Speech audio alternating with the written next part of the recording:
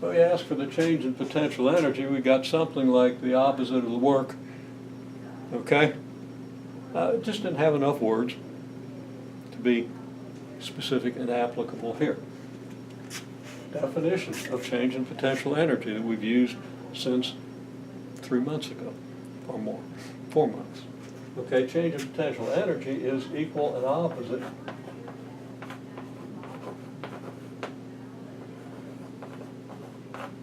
the work done by conservative forces.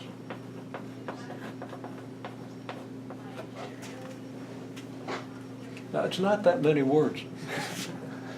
It really isn't that hard to get it down specifically so that you can actually apply it with confidence. Okay? Now, we have to observe that the electric force is conservative. You can verify that this force is conservative because here we have a formula for it, right? Yeah. And how do you determine that that thing is conservative?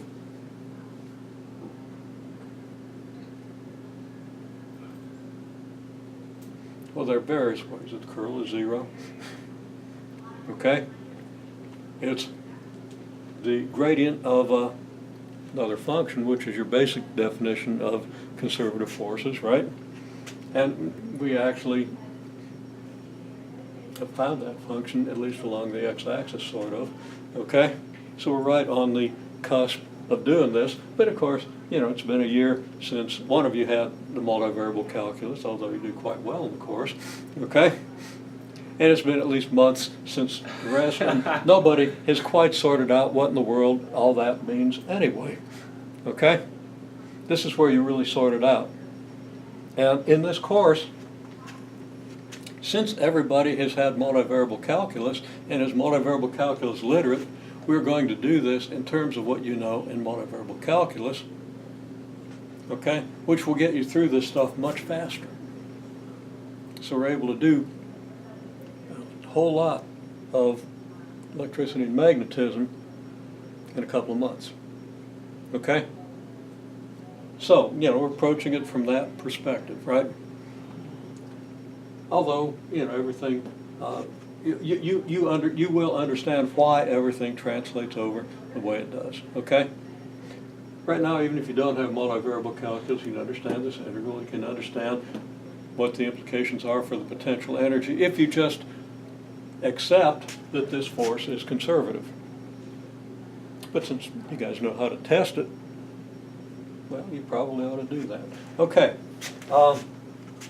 so the force is conservative. Coulomb forces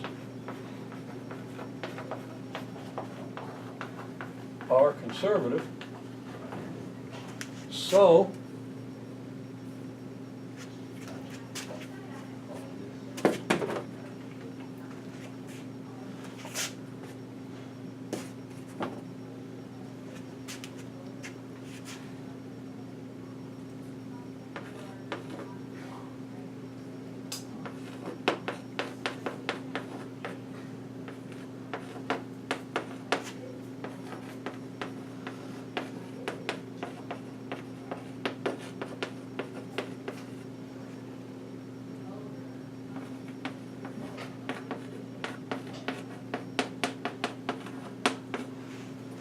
this work is done by conservative force, and the change in potential energy is equal and opposite that, which means it's negative 8.1 times 10 to the negative third joules. Okay? Okay. Well, next question.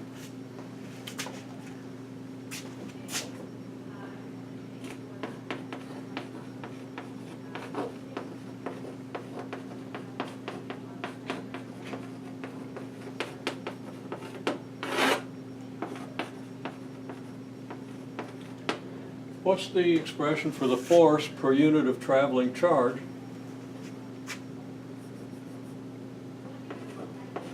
And let's just say at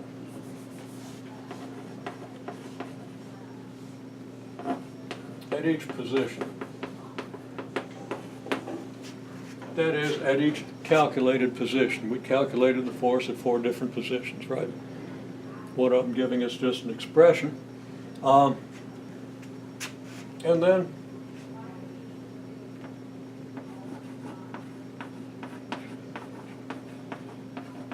work per unit charge.